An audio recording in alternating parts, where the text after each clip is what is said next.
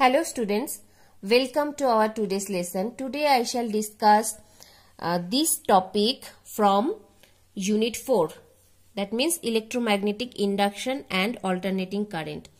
Our first topic is combination of inductances.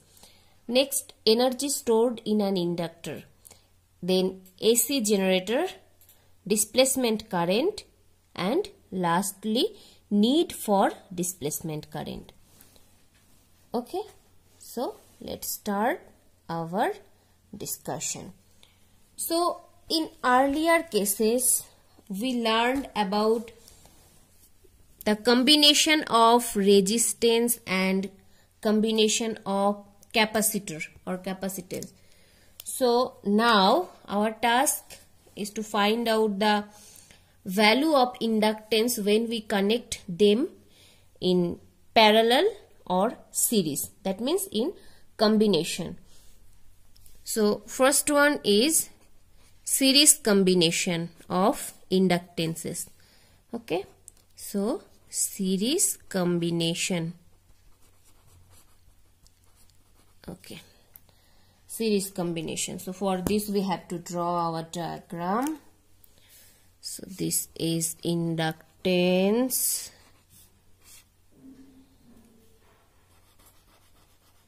Suppose 3 inductance is connected in series, L1, L2 and L3, and this point is A and current passing through this circuit is I.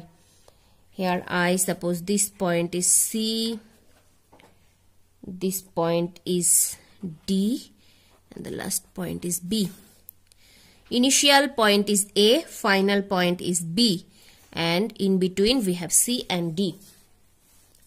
So if several inductance are in series so that there are no interactions through mutual inductance, so from this figure we can write VA minus VC. That means if we consider this 2 point, so VA minus VC we can write L1 di divided by dt. Okay, and similarly if we take this 2 point, then VC minus VD is equals to, we can write L2 di divided by dt. And similarly if we take VD minus VB, then it's here the inductance is L3, so L3 di dt. Okay, now if we add all this, like suppose if I give this equation number 1, this is 2, this is 3. If I add VA minus VC, then VA, first we have to add the left part, okay, left hand side. So VA minus VC plus VC minus VD plus VD minus VB is equals to, first we have to write this, so L1 di dt plus L2 di dt plus L3 di dt. L3 di dt. Okay, now next if we take di dt common, okay, first let me simplify this line. We can see this VC plus, this is minus, VD minus, VD plus, cancel out. This is our VB, not B. So in left hand side we have VA minus VB is equals to, we can write, if we take di dt common, then L1 plus L2 plus L3 and di dt is common. Now suppose if we only have one conductor, one inductor L, and if this point is A, current is I, this point is B. So from this figure we can write VA minus VB is equals to di L di dt, L di dt. Suppose give this equation number 4 and this is equation number 3. Now if we compare equation 3 with equation 4, then we can write, see, in left hand side VA VB common, same. In right hand side di dt, here also di dt, right? Now in place of L, what is sitting here? L1 plus L2 plus L3. So simply comparing equation 4 and 3, we can write L is equals to L1 plus L2 plus L3. Okay, so this is the equivalent inductance in series combination. Now let us find out the equivalent inductance in parallel combination. Okay, so for this first we have to draw the inductor in parallel connection. So suppose this is L1, L2 and this is our L3 and they are connected parallel. Okay, similarly this is our point A, current is I, this is L1, this is L2, this is L3, right? This is our point B, and I'm drawing one equivalent resistor circuit also. So this is, if we use one inductor having L and this point is A, this final point is B, current is same I. Okay, so from this figure, from first figure, we can write I is equals to, here this current I is divided into three parts, I1, I2 and I3. So from this figure we can write I is equals to I1 plus I2 plus I3. Okay, or now if we derivative this equation with respect to t, so we get di by dt is equals to di1 by dt plus di2 by dt plus di3 by dt. It's as simple as that.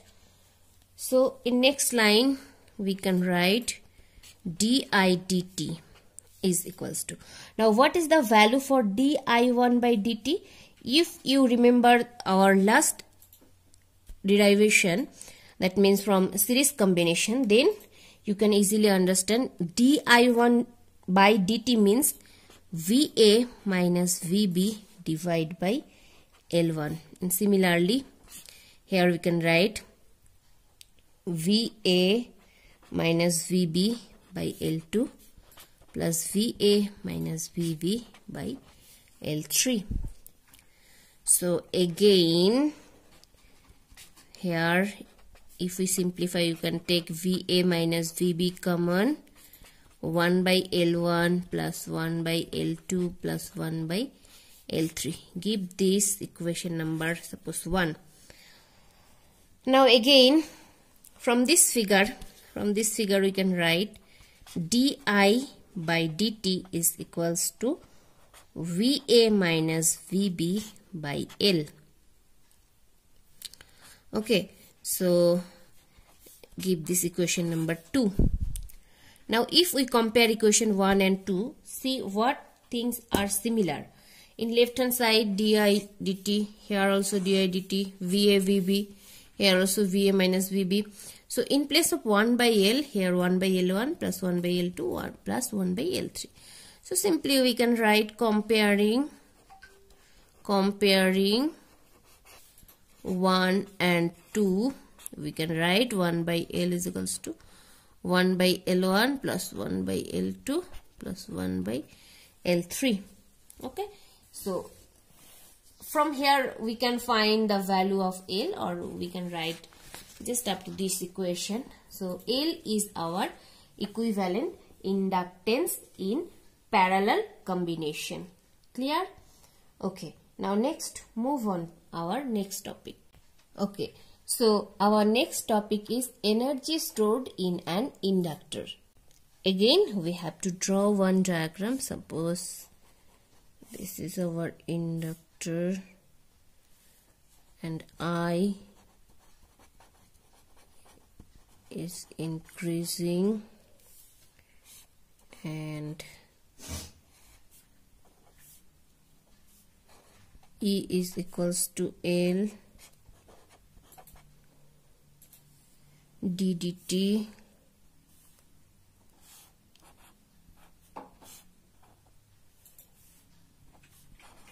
E is equals to L d dt. Okay. Now the energy of a capacitor is stored in the electric field between its plates. Similarly, an inductor has the capability of storing energy in its magnetic field. Okay, the energy of a capacitor is stored in the electric field between its plates. Similarly, an inductor has the capability of storing energy in its magnetic field. An increasing current in an inductor causes an EMF between its terminals. The work done per unit time is power. So we know power P is equals to dW by dt. So we can write minus EI. So E means L d dt. So minus Li di dt. Okay, one I should be present here, L di dt. So EI, so E is equals to L di dt and one I. So P is equals to Li di dt. Now the energy supplied to the inductor in time dt is dW. So dW is equals to, we can write P dt. So is equals to minus Li di dt into dt. Okay, so dt cancel, we can write L I di. Li di. So dW is equals to Li di. Or this also represent the energy supplied to increase the current in the induction from I to I plus di. That's the total energy supplied when the current increasing from 0 to final value I. Now we have to integrate. So W is equals to L integration 0 to I di. So if we integrate this term, then we will get I square by 2, 0 to I. Then if we put this value, finally we will get L I square by 2 or half L I square. Half L I square. So this is the expression for energy stored in an inductor. So this is the energy stored in the inductor. The energy is used to set up the magnetic field in and around the inductor, where it is stored as a form of potential energy as long as the current is maintained. Clear? Okay. Now next move on our third topic. Our third topic is AC generator. You can see the figure. So what is AC generator? An AC generator is a machine which produces alternating current energy from mechanical energy. So what is the principle? An AC generator is based on the phenomenon of electromagnetic induction. Now next, construction. The essential parts of an AC dynamo or AC generator is shown in this figure. So first is armature. The part ABCD is a rectangular coil which consists of a large number of turns of insulated copper wire wound on a soft iron laminated core. The coil can be rotated about the central axis. Next, field magnets. Then N and S are the pole pieces of a strong electromagnet in which the armature coil is rotated. Axis of rotation is perpendicular to the magnetic field lines. Third, slip rings. R1 and R2 are two hollow metallic rings to which two ends of the armature coil are connected. These rings rotate with the rotation of the coil. Next, brushes. B1 and B2 are two flexible metal plates or carbon rods. They are fixed and are kept in light contact with R1 and R2 respectively. The purpose of brushes is to pass on current from the armature coil to external load resistance. Next, theory and working. Suppose at t is equals to 0, the plane of the coil is perpendicular to the plane of paper in which magnetic field is applied with AB at front and CD at the back. The amount of magnetic flux linked with the coil is maximum. As the coil is rotated anticlockwise, AB moves inward and CD moves outwards. The amount of magnetic flux linked with the coil changes. According to Fleming's right-hand rule, current induced in AB is from A to B, and in CD, it is from C to D. In the external circuit, current flows from B2 to B1. After half the rotation of the coil, AB is at the back and CD is at the front. Therefore, on rotation, AB moves outward and CD moves inward. The current induced in AB is from B to A, and in CD it is from D to C. Through the external circuit, current flows from B1 to B2. This is repeated. Induced current in the external circuit changes direction after every half rotation of the coil. Hence, the current induced is alternating in nature. Now, we have to know some calculation and we have to know what is the value for current supplied by the generator.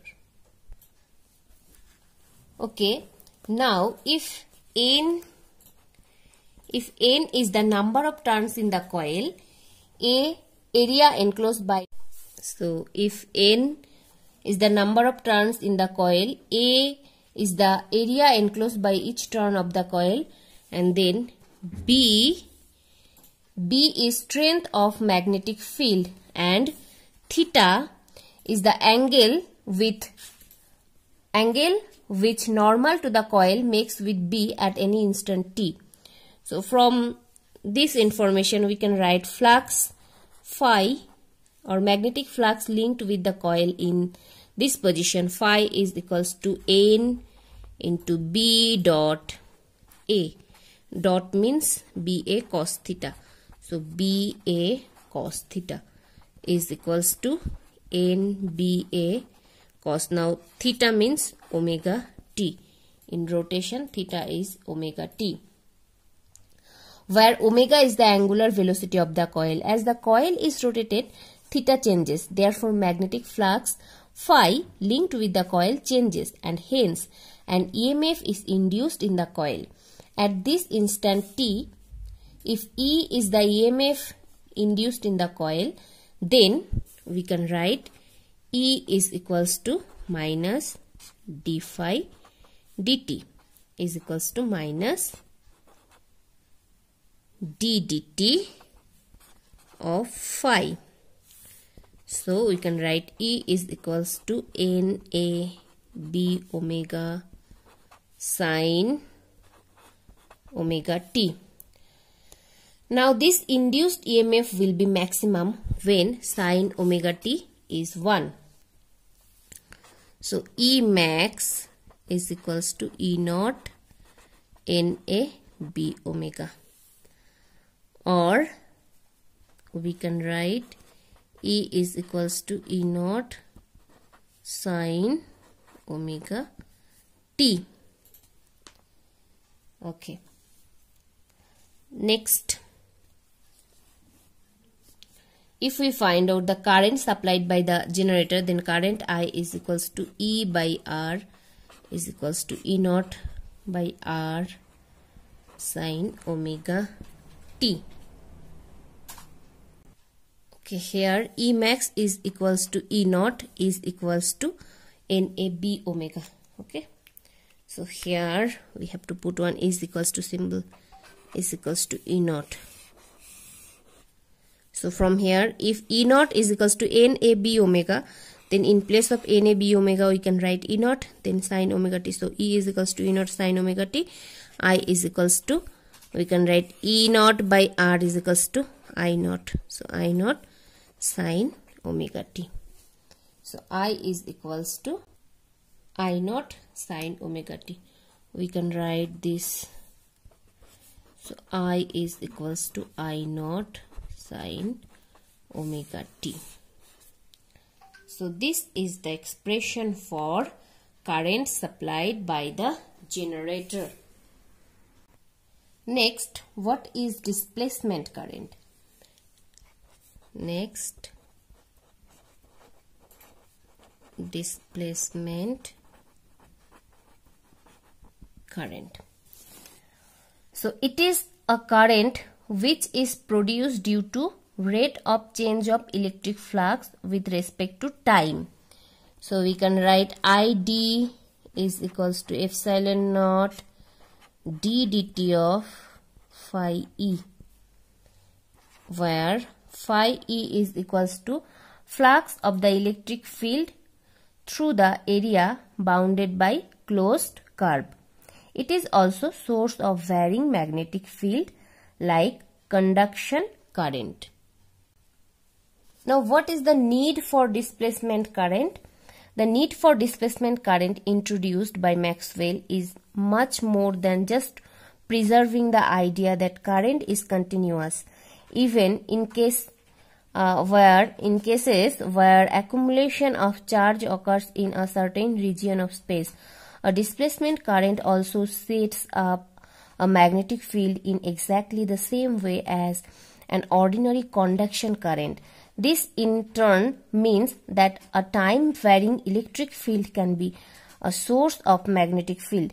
In the later chapter on electromagnetic waves, we shall see that the concept of producing a magnetic field by a time-varying electric field provides the necessary basis for understanding electromagnetic waves. Okay, so that's all for today. Thank you so much for watching the video.